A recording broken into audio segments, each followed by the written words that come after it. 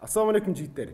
Элдин эң көп кайрылуусу боюнча бүгүнкү күндө адамдар депрессияда, кайгыда, жолун таппай атышат да, багытын таппай атат. Мунун себеби эмнеде? Бүгүнкү талкуу ошол боюнча болот. Адам бар го. Эмне үчүн бактысыз болуп, духу түшүп калат десечи. Бирле дейт. Жолу. Так максаты жок дейт да. Так максаты жок болгондон кийин адам экинчи ою чачырай берет. Анан ою чачыраган адам ар кайсы ишти кыла берет да. Контраст жок. Муну кетти. Анан ар кайсы ишти кыла берген адам кубаты текке эле кетет. Ар кайсы ишти кыла берет. Кубаты жөн эле кете берген адам продуктивдүүлүк жок анда. Эч кандай жыйынтык.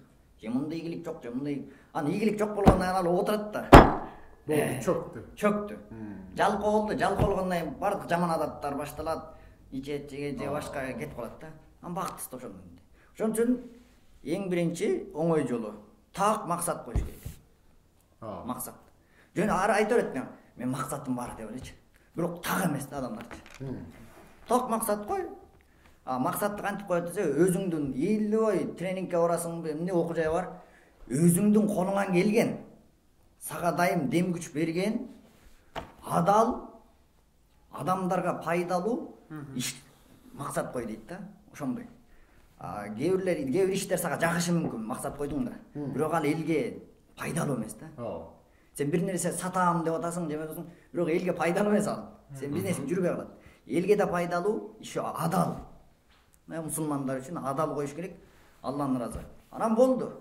Максатың тапкандан кийин жашооң мындай кубаттуу болот экен да. Бул максат коюу жана аракет кылуу бул ошол депрессиядан же ошол чөгүп кетип багыт таппай калуунун бир фактор экен да. Андан кийинки дагы кандай факторлор бар? Мисалга мен бир нерсени кошуп кетейин. Зона комфорт. Элдер зона комфорттон чыккысы келбейт. Өзүнүн мисалга үйүндө жатат, эшикке чыккысы келбейт. Эшикке чыкса элге аралашат дагы кээ бир багыттарын таба баштайт. Адамдарга аралашканда кээ бир багыттарын таба баштайт. Анан дагы эмнеде? Мисалга кээ бирөөлөр ашыкча нерсеге киришип аралашып баштарын салып алат. Эмне кылат? Тиешеси жок саясатка кирип алат. Тиешеси жок бир адамдын жашоосуна кирип кетет. Өзүнө кыпындай да кереги жок нерсе. Демек бул да нерсе адамдын багытсыздыгына алып барат да. Түшүнбү? Ошол үчүн кийинки факторлорду айталы. Кээ бирлер мындай түшүнүп алат. Хадисте өтө канаат кылып жашаш керек десе, эч нерсе кылбай, мисалы, могу эле канаат кылам чайга. Чайга канаат кылсам, мага эмне кереги бар булардын дейт да. Башка нерсе. Момун эле тое берем. Чоң мисалы 1000 сомго тамак алсаң болот күрүч. 50 сомго пирожки менен да той алсаң болот. Пирожки менен той эле жашай берем дейт. Бирок пайгамбарыбыз айтты: "Хойрун нас ман анфа'ун нас, анфа'ун нас." Адамдардын эң жакшысы дейт. Адамдарга пайдалуураак болгону дейт да. Адам өзү менен чектелбей, үммөттү, башкаларды ойлош керек да, жалпы эл. Ошолорду өстүрөт. Өзүң үчүн жашасаң, жүрө бересиң зона комфортто. Отура берет. Телефондо сиз айткандай, ар ким жашоосуна киришип, комментарийге киришип, ар кимди тийишип жата берет да. Үммөттү ойлогон бизде Куранда эмне деди? Кунтум хойру умматин ухриджат линнас. Силер эл үчүн, жалпы адамзат үчүн, Кыргызстан эле эмес, нас жалпы адамдар үчүн чыгарылган үммөтсүңөр. Жакшылыкка чакырасыңар, жамандыктан кайтарасыңар дейт да. Демек биз өзүбүздү эле ойлобой, өзүбүздү ойлой берсек, эмне үчүн зона комфорт түшүп калат, алар өзүн эле ойлойт. Ооба. Эгоист болуп калат. Жалгыздык. Ошол нерсе түшүнүктүү. Отура. Ооба. Анан мисалга чоңуста сабагында айтып атат да, зона комфорт. Адамды бекерчилик жана боштук бузат да. Бүт. Шайтан дагы мисалга адам бош болду же китеп окуйт же башка бир китеп окусам уйкум келип кетет, жантып кетет. Аракетин кыла бер, жасай бер. Анан кызыгуу пайда болот да. Жасабайм дедиңби, жасабай отура бересиң да. Чоңуста айткандай, зона комфорт адамды ушундай деңгээлге чейин түшүрөт. Мисалга жана азыр одон айтканда гейлер же ушул сыяктуу ЛГБТлар жүрбөйбү? Ошолор неден чыгат? Медицина окумуштуулар изилдөөсү боюнча андай оору жок.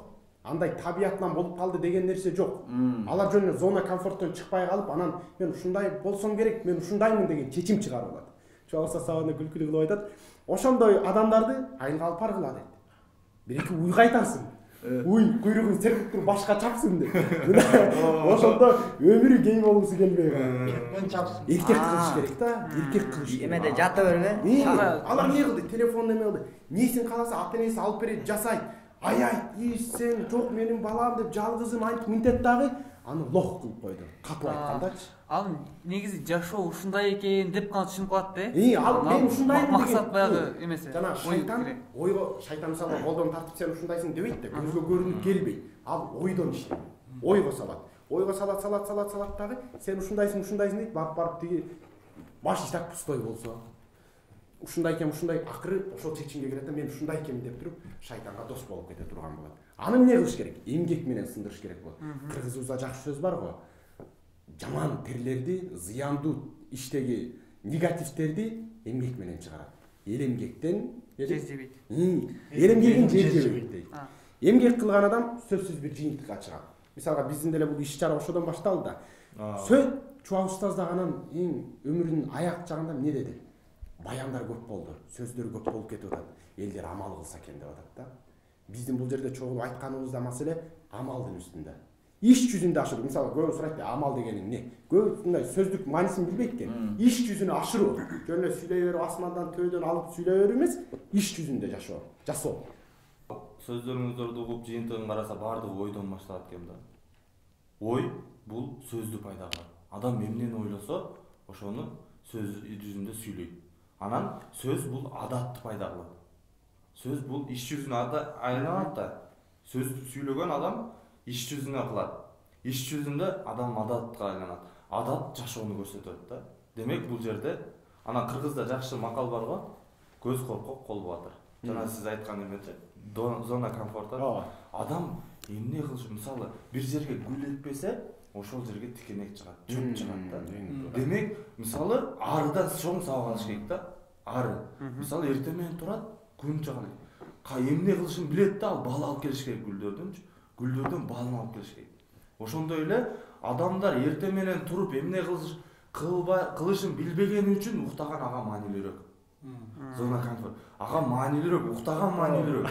Тургуза турган. Мисалы, экзамен болсун, ошол адамгачы. Ага будильниктин кереги жок да. Ошондой эле адам эмне кылышын билгенде, ага баягындай зона комфортпу, башка нерсеби, депрессиябы, кыйынчылыкпы аны кызыктырбайт да. Анткени анын кыла турган иши бар да. Эртең менен турат, ушуну кылат, экзаменге даярданат, тапшырыш керек. Жана кайра эле келип максатка таянып атат да. Адам эмне кылышын, күнүнү пландаганды билсе, эртеден кечке чейин кыла турган ишини билгенде, башка нерсе мен алектенет. Жана ошондой эле, жана айтып атпайсызбы сиз маалыматтар эме депчи, телефон депчи. Азыркы 21-кылымда ушунчалык маалыматтар көбөйүп кетти. Кайсы туура эмес, эмне чындык, ошону адамдар билбей калды. Мисал кылып берейин. Жанагындай, буга мисал кылсаң, жакшыраак түшүнөбүз да. Америкада bir 180 этаждан экинчи 180 этажга бир адам мотоцикл менен өтөм дептир. Анан өтүп кетип атып 160га түшүп, мындайча каза болуп калыптыр да. Жана ошондой эле Индияда бир уй адамды сүзүп өтүп кетиптир да. Андай маалыматтын сага эмне кереги бар да? Же барып уйдан сүзүп жардам бересиңби? Же 180 этаждан 160га менип сен жардам берип коеласың. Андай, телефондон угуп атасың да. Бирок ал маалыматтын сага эмне кереги бар да? Демек, буну деле туура максаттуу колдонуш керек да. Мисалы, телефонго кирдиң да, 13:35-те кир, максаттуу кир да, 13:45-ке чейин мен телефондон чыгып кетем деп кир да. Ошо нени көрөм? Нени көрөм? Нени карайм? Карасаң, бардыгы максаттуу болуш керек да. Айланып келүү эле кайра максатка такалат. Жок, мындай Куранда да темир сүрөсү бар, хадид. Аллах Таала айтат, аузу биллахи минеш шайтанир раджим. Ванзалал хадид, biz temirdi düşürdük deydi. Fihi ba'sun şadidun ve manafi'un linnas. Anda ötü çok güç. Jana güçtün barın şömeden de atpay. Ve manafi'un linnas adamlarga çok fayda var deydi bu жерде. Temirde. Keyle telefon ziyan da atpay. Bunu fayda başka da kollanız. Hak. Ушул аятты жакшы мындайча айтканда окубаса дагы ушуга амал кылган себептен азыр айфонду чыгарган адамдар канчалык миллиардер болуп кетишти. Технология колдонуп жүр. Биякта Алла Таала айтат, адамдарга чоң пайда бар деп. Куранда мындай жалпы айтып коет, изилдеп колдонсоң укмуш пайда бар. Ал бүткүл айфонду бүткүл адамдарга ушул аятты ал амал кылып койду да. Анан чоң бизнесмен бай болуп кетти. Анын бюджети биздин бюджет жетпейт ал бир адам. Американын бир адамынын эмесине. Ошондон биз мусулмандар Эмнеге алысырап атабыз? Жалпы эле адам. Куранда Аллах Кудайдан келген китепти билбейбиз. Ошону излебейбиз. Үстүртөдөн эле окуп коебуз да. Китеп боюнча сонун машалла. Анан жана сол текенин айткан боюнча телефон пайда зыяны. Максат устаз айтып атпайбы? Бүгүнкү күндө сооп табышты өтө оңой. Өтө оңой. Ошол эле учурда зыян табышты өтө оңой. Неге? Телефон силердин минбарыңарда болот. Кааласаң жакшы иш жасайсың, кааласаң жаман иш жасайсың. Мисалга кандай? Жаштар азыр тияка неге ооп кетип атат? Анан китеп боюнча да айтайын, китеп боюнча азыркы жашоодо дагы Чыңгыз Айтматовдай жазуучулар көп. Биздин элибизде Алыкул Осмоновдай ырчылар көп, акындар көп. Бирок сөздүн кадыры кетти. Эл сөзгө маани берип, суктанып угуп, акынды төргө чыгарып, чапан жаба турган деңгээлден түштү.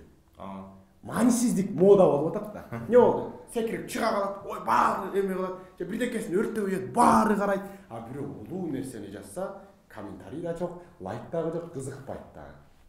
Колу жок, колу көргөзбөйт.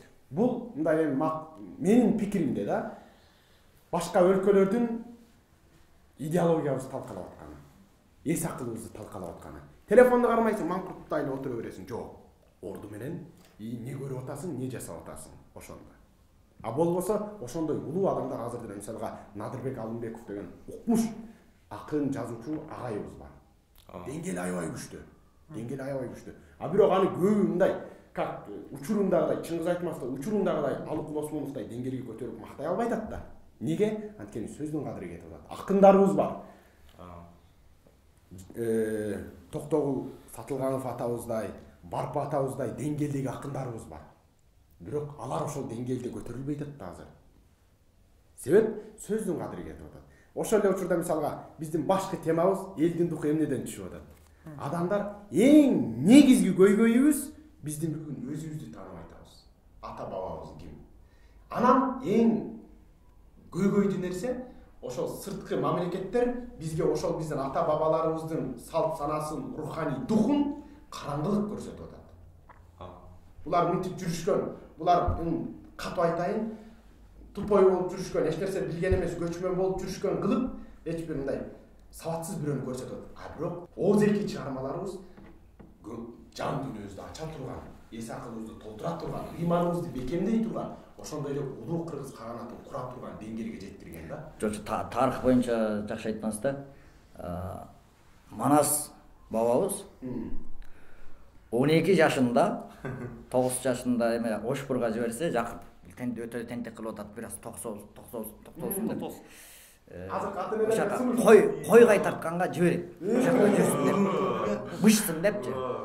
Тентеги токтосун деп. Анан Манас 12 жашында 40 баланы талага топтоп алып, бир эле бурчуна 40 бала баткыдай чоң чатыр тигип, ошакка хан ордо куруп туруп, өзүн хан сезип, Жакыптын койлорун союп, жеп, ала өзүн хан сезип алыптыр. Максат мен Кытайды алам депчи. 12 жашында. Азыр 12 жаштагы балдар эмне максаты бар? Телефон, Наруто, ар кимдин мультигин көрөт, ошолорду көмөй тутат. Ошондуктан балдарга да жаш кезинен ата-энелер жашоо менен алышып жүрө бербейчи. Балдарына багыт көрсөтүш керек. Сенин Манас батыры мындай болгон. Бала мындай болгон десе, анан бала ошо кызыгат да. Баары эле телефондон айтып атса, еще телефондон жалаң эле жана батыштын цивилизациясы болуп атса, ошолорду цивилизация дагы эмес да. Канализация. Если алар мисалга телефонду ойлоп чыга турган болсо, алар куруп аткан атомдуу нерселерди ойлоп машина чыгарса, анда биз сүйүнүп кол чаппай белек. Мына сонун нерсе болот. Цивилизациясы эмес, канализациясы. Биздики эмес. Чечингенди ойлоп чыгышат. Солтоке. Чоң ачылыштар ушул да биздики. Чечингенди ойлоп чыгышат. Чачын бояп алганды, ата-энени сөккөндү, не дейт? Демократия дейт. Демократия деп неге бир телефон ойлоп чыкпайсың? Неге Кыргызстан ошол улуу державаларга үлгү боло албайт? Демек биз башка багытты кармап алдык. Ойлонгубуз келбей калды. Азыр мына темага аябай дал келип калды, мына менин оюмча. Бүгүнкү күндө мисалы мындай болуп атат да. Ага биздин бүгүнкү эркектердин көпчүлүгү неге алсыз болуп баратат деген сөзгө биздин ата бабалардын жашоосу үлгү болуп атат. ооба. Мисалы жаш балдар 12 канча 4-5 жаштан атка мингизип үйрөткөн илгери туурабы? Бүгүнкү күндө 4-5 жаш эмес 20-30дагы эркегиң ат мине албай калды да. Ооба. Бул деген сөз алсыздыкпы? Ой. Алсыздык. Аттан качат, ат чаба албайт. Туурабы? Ага себеп эмне? Ошол биздин ата бабаларыбыздагы нерселер кайталанбай атат. Бүгүнкү күнү ата энелерге, "Эй, балаңы ушундай кыл, аны үйрөтсөң, айылга жөнөт, аны үйрөнсүн, тарбияны үйрөнсүң" десек, "Жок, ал жактан коркот, чаң болот, курт кумурска бар, кой, айбуй" деп баланы ушунчалык өмөк кылып алган, анын үстүнө дагы жанагы бала эмнени кааласа, ошону кылып берет да. Бүгүнкү күндө баланын канчалык каалоосун аткара берсек, эртең бала 30-40ка барганда деле өзүнүн каалоосун аткармайынча мен өзүмдү өзүм өлтүрөм, мен өзүм ыргытам, мен өзүм атам, жараксыз болуп калат. Бүгүнкү күндөгү жаман чөйрөгө жанагы эркектен кирип кетет дагы, эртең атын андан тоса албай калат да. Андан тоssa мен досторумдан сен бөлдүң, мен досторумдун артынан калдым, мен өлөм деп ушундай салып келет. Ошондуктан менде бир сунуш бар. Мондай жаз айларында ушундай этно лагерлерди уюштуруп, ат чабышты үйрөтсөк, жанагы биздин улуттук каада салт оюндарды үйрөтсөк. Мисалы ушунчалык биз азыр эркектер бар, эт туурашты билбейт, этти бөлүп беришти. Аркысы мал союшту билбейт. Уят да бул, уят. Жиликтей албайт. Жиликтей албайт. Биз ошолорду жаштарга үйрөтсөк. Мисалы келечек эртеңки коомдун кандай болушун билгенге сан келечегинен жаштарынан көрүп ал дейт. Азыр мындай Жеңишбек агайыбыз айткандай, кайдыгер болбо ар ишке, кайрылар жатат ал иште. Көрктөндүр чырпык кезинде көргөн кылат нарсени дейт го. Ошондуктан биз жаштарга нарсени көргөзүшүбүз керек. Туура. Көргөзүш керек. Туура. Дегенде биз ал даражага жеткен эмеспиз, туура, бирок бизде үлгүлүү агалар бар го, устаттар бар. Ошолорду суранып бир нерселер ушу этнологияларды уюштуруп жаштарга көрсөтүш керек да. Жана караңгыны миң айткыча чыркырап, жагып коюп бир чырак дегендей, ушул иш чарабызда бир чырак да. Ушул иш чарабызда бир чыракта анан бизде мисалга жана биринчи сүйлөшүүлөрдө айтканбыз го. Биздин эң биринчи миссия, эң биринчи нерсебиз ушул айтылган нерсеге өзүбүз амал кылалы деген. Ошол нерсе бир чырак. Анан ошол нерсени элге да жеткирип берип, элдер дагы ошодон пайда алса деген сөз. Анан ошол эле жана жаштар боюнча айткым келгени, азыр кандай? Учурундагы баягы ата бабаларыбыздай ат минип жигит болгусу келбей, супермендей учкусу келип атат да. Кантип учат? Же Человек-пауктай колунан бир жип чыгаргысы келип атат. Кантип чыгарат? Лучше ат минип эркек боло бер. Итагандай боло албайсың беркире, ал фантастика. Алардын өзүнүн эрдик жасаган баатырлары жок болгон үчүн ойлоп чыгарып бирдекени таап атат. А бизде ойлоп чыгарбай эле Манасыбыз турат, Алымбек Таткабыз турат, Тайлак баатырыбыз турат, жана башка толтура баатырларыбыз турат. Ошолорду эле уга турган болсок, биз өзүбүздү ушундай деңгээлге көтөрөбүз. Эртең эч бир жанагындай ГП бирдеке жанагындай болбогон нерселер чыкпай атат. азыр ушул жерде мындай да. Бүгүнкү күндө жаштардын арасында бир өтө көйгөйлүү маселе, авторитет боломун деп айбандыктан төмөндүккө түшүп атат. Тигини мына ата энелер айтып атпайбы, ушундай иштерди кылып өзүңө өзүң туруп бер деп. Бирок ошол нерседен да көзөмөл кылыш керек. Каяктан акча таап атат? Мисалга ошентип түртө бере турган болсо, бирөө барып балким наша сатып кетет, бирөө барып балким да бирдекени сатып кетет. Жок. Адалдыгын үйрөтүш керек.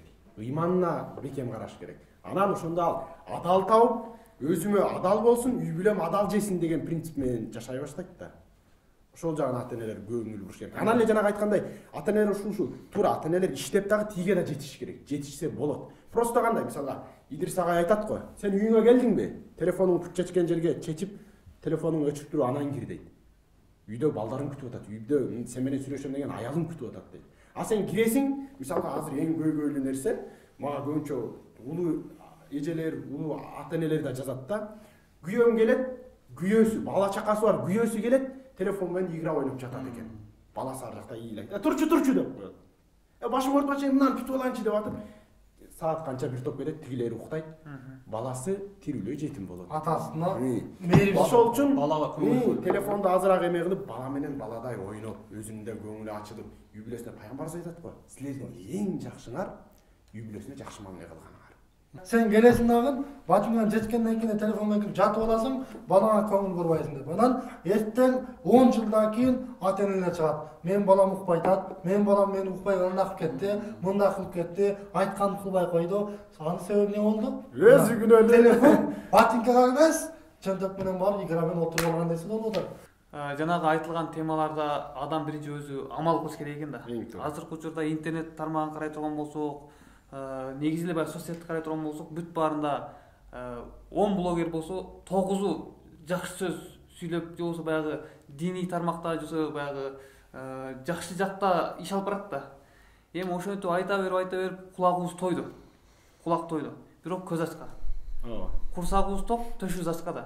Ошон үчүн негизи адам баласы жана байкебиз айткандай баягы китеп окуп, максатын туура коюп, ошонун артынан көп эмгек кыла турган болсо, биз көп нерсени кыла алабыз. Биз жаштар көп нерсеге аракет кылып жете алабыз берсе. Бул нерсе. Негизи адамды өзгөртүүчү нерсе 4 эле нерсе да. Китеп ошо китептен кантип максат коюшту үйрөнөбүз. Куранда 32 күнүгө Фатиха сүрөсүн окуйбуз. 32 жолу ихтинас сиротал мустаким. Алла бизди туура багытка багыттап. Сиротал лазина анамта алейхим. Сен неамат берген адамдардын багытына багытта дейт. Максат тууралуу сөз болду да. Алар кимдер десе, пайгамбарлар, чынчылдар, шейиттер жана солихиндер. Ошондон пайгамбарлар кантип жашаган, сахабалар кантип жашаган, ислам баатырлары, чоң баатырлар кандай иштерди кылган, солих аалымдар, олиялар кандай иштерди кылган, ошолорду изилдесек, бизге максат жолу табылуу эле да. Достор, азыркы проблемаларды айттык, көйгөйлөрдү айттык, бунун чечүүнүн жолу оңой эле да. Мисалы, бул үчүн мен өзүм жашоомдо дагы устаздарда, агайларымда айтып келген, бир тармактан же бир нерседен бирөө жеттиби, сен да жете аласың. Эгер эч ким жете элекпи, сен биринчи болуп жетесиң. Анан сен колуңдан келет десең да, келбейт десең да туура айтасың. Аны өзүң чечесиң. Ошол. Жасап көрүш керек. Жасап көрүш керек. Аны жасап көрүш керек. Аракет кылыш керек кысасы. Сен эмне дейсиң өзүң? Нур аке. Негизи баарыбыз бактылуу болушубузду каалайбыз да. Бирок бактылуу боло берсек, ар биздин мойнубузда проблема, түйшүктөр бар да. Эми аны кантип чечебиз десе, чубаксыз айтмакчы, эгерде азыркы учурда пайгамбарыбыз Мухаммад саллаллаху алейхи вассалам болгондо, ушул дүйнө жүзүндө канча проблема болгон болсо, бир кофени ичип бүткөнгө чейин эле чечип коймок дейт да. Проблемаларды, Проблемалардычы. Эми ошол башыбыздагы болгон проблемаларды чечиш үчүн эмне кылыш керек десе, көйгөйлөр чечиш үчүн эмне кылыш керек десе, биринчиден Пайгамбарга эргешишибиз керек да. Анткени Пайгамбар Алла Таала айтат, силерде Алланын элчиси үчүн өтө чоң өрнөктөр бар дейт да, үлгүлөр бар дейт да. Ошол үчүн Пайгамбарга эргешишибиз керек да. Ошондой эле пайгамбар айткан: "Ман важадалла важада кулла шей, ман факадалла факада кулла шей." Ким Аллахты тапса барын тапты. Ким Алланы ыраанчы болсо барын жоготту. Эми Алла оңой эле жолу. Сиз Алланы табыңыз. Алланы таануу үчүн сиз пайгамбарды изилдеңиз, Куранды изилдеңиз, өзүңүздүн кыргыздык духуңузду көтөрүш үчүн манасты изилдеңиз. Баатырларды, мына эң дуктуу адамдар баатырлар. Ошону изилдеңиз, болду. Оңой эле. Эматчы. Мен негизи айта турган нерсем, бул максат коюш үчүн жанагы агайыбыз айткандай элечи, адам биринчи китеп окуш керек экен. Китеп окуп жана ошондой эле баягы өзүнүн өрнөк туткан чоң улуу аалымдар, же болбосо улуу инсандарды да үлгү кармаш керек экен. Бул адамдарды кармап ошолордун аттан ушул инсандар ушундай болуп атат, мен эмне үчүн боло албай атам деген суроону күн өзүнө берип туруш керек экен да. Ошон үчүн жанада айтылат эмеспи, деңизде бир кеме баратса, ал кеменин компасу жок болсо, багыты жок болгон болсо, ал кеме каяка барат деген суроо бар да, билесизби? Ошон үчүн баардык нерседе адамдын өзүнүн максаты болуш керек.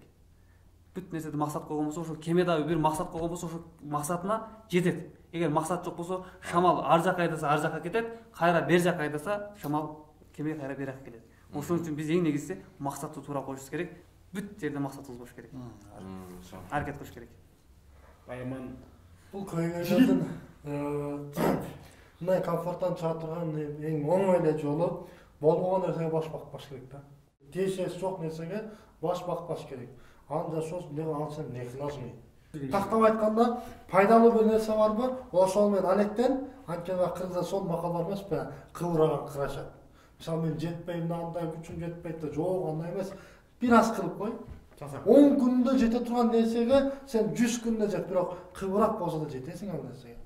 Ошондуктан мүмкүнчүлүк болушунча аракет кылыш керек. Аракеттин артынан ошол максатка жетсең болот. Андан кийин мен эң эле айта турган оңой эле жол бул.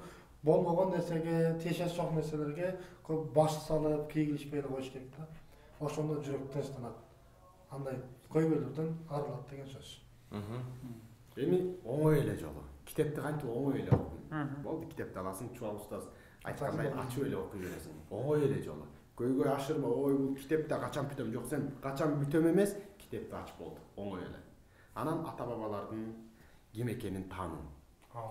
Батыштын болбогон бир нида баатырларын көрүп алып, ушулар кыйын экен эмес, өзүңүн кимдигиңди таана. Ошондо дух ачылат. Ошондо жан дүйнө ачылат да кенен болот. Ошол эле пайдасы жок нерселерге киришпөө, максат коюу, максатты коюш үчүн аракет кылыш үчүн зона комфорттон чыгуу. Күнүмдүк жашооңу өзгөрт. Уктай берип эле жашооңу өткөрүйбө деген сөз экен. Туугандар, бүгүнкү тема адамдын жан дүйнөсү чөгүп турган учурда, депрессия учурунда кантип чыгуу жана биз көйгөй деп жүргөн нерсе оңой эле экенин көрсөтүп берүүгө аракет кылдык. Кийинки темабыз кандай болуш керек? Ошону комментарийге жазыңыздар, ой пикириңиздерди жазыңыздар. Чоң рахмат. Салам алейкум.